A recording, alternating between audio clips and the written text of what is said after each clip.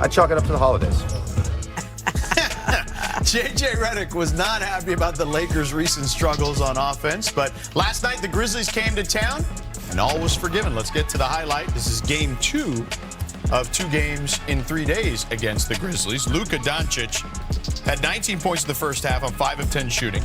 Another strong half for Doncic, who leads the NBA in first half scoring this season. Then it was LeBron's turn.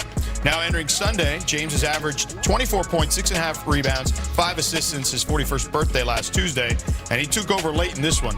Late in the third, LeBron in the drive, kicks to Luka, 3-ball on the way. He nails it. About a minute later, Jared Vanderbilt kicks it to LeBron. He hits a contested 3. In the fourth, Lakers down 4. James on the drive with the left and the finish. Lakers within 2, less than a minute later. LeBron on the wing. He's going to spot up for the 3. Giving him a shot. Yeah, another contested one. Lakers down just 1. This time, LeBron, he's going to find Jake LaRavia, who had a great game against his old team. I was going to say, former Memphis Grizzly. Yep. LeBron scored or assisted on 17 straight Laker points from the end of the third, midway through the fourth to take a 2-point lead. Then the finishing touches. Luka will get the 3-ball here. Wow.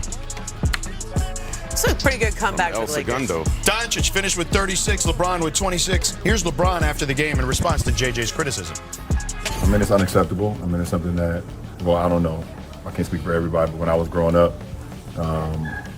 one, you watched the group ahead of you. That was one, thing that'd get you on the line to be running suicide or sprints. And the other one was, if you mess up a play out of a timeout, that'd be another one to get you running sprints, So that's just how I was brought up. So, it's great that we can have that type of conversation.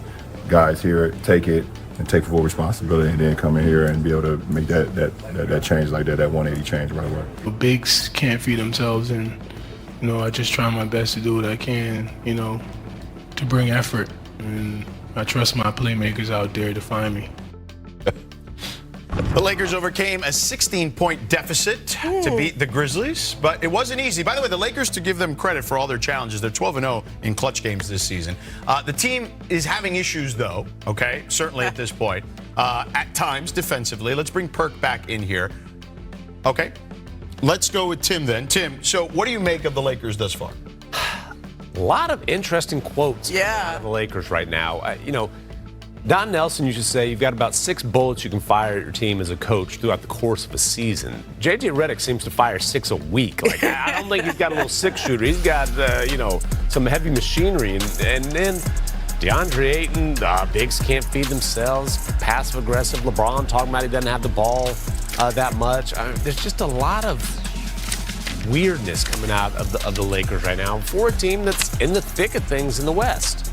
Well, look, LeBron said he had 1 turnover last night, and people were asking about how he had all these assists and just 1 turnover. He said, well, I got to take care of the ball when I barely have the ball. I was like, oh, okay. That was an interesting choice of words. I mean, and he's right. In the second half, they were playing through him more. In the first half, they played, obviously, through Luka. So they're sort of trading off there. But that was an interesting choice of words there. I think J.J. Redick is firing off some zingers every single night. That's kind of his personality. If you know him, he's a sarcastic guy. He's not good at sugarcoating things. He doesn't want to sugarcoat things. That's not his style. But I heard him. I'm a mom of young boys. Okay, and when you say the same thing over and over, and they don't change their behavior, you have to put some consequences on it. And I think if he's saying things and we're not seeing guys drop from the lineup, you even heard LeBron say when you mess up an out of time in ATO, you got to have some consequences. You're going to run sprint. So I don't know what that practice was like the day after he said it, but I'm not seeing really any changes in their lineup. I'm not seeing guys being sat down and having real consequences for those actions. And so until we do, just bomb logic here, they're going to keep doing it. This is the most downtrodden 22-11 team I've ever seen. Right? Are they 11-22 or are they 22-11? And they got winnable games ahead. Yeah. They got first world problems. Right, but they can't beat the good teams is the problem. Yeah. That's their issue, is that they beat the bad teams, but they can't beat the good teams. Perk, what do you make of all of this? I mean, JJ doing all this crying in the media, what the babies go do? Okay, you got to leave some rooms for the babies in the world to do some crying. Nobody want to hear that. And to me, he has lost the ears of the locker room. And I'm not talking about LeBron, because we know him and LeBron are always going to be on the same page. Obviously, we're not talking about Luka as well. They're going to be on the same page. But why are the other guys not listening to you? Your role players, the guys that you need to find a way to max out, DeAndre Ayton. And DeAndre Ayton, think about it, his tone has changed. I remember at the beginning of the season when we were asking him, hey, when people were asking questions about his offensive production, and he said, I'm trying to be a better defender, whatever the team needs me to be on the defensive side of things. Now all of a sudden the energy has changed to he wants the ball, he can't feed himself. So if I'm JJ Redick, one, I gotta hold myself accountable, meaning I gotta figure out a way and change my ways. I know he don't sugarcoat nothing, and we know JJ goes on these rants. But in today's world, in 2025, that's not happening. We done seen all-time great coaches changed and adapt to new generations. We saw Greg Popovich do it with the Spurs. We saw Rick Carlisle do it in Indiana. And JJ Redick need to do it his damn self. He haven't won the championship. He just got him to the first round. I'm not saying, got to humble himself. Yeah, I'm not saying you're wrong, Perk, but I'll say this before we move on, okay? When we had the Lakers early this season, we asked Luka, what do you like about JJ? And he said, he's a bleep. Okay? So, like, these guys know what they're dealing with, at least to that point. So, but we'll see how it evolves, because I don't think you're wrong necessarily. But let's go coast to coast here. First up, Anthony Edwards made some interesting comments on the Timberwolves. Let's listen in. Hans had a great game plan.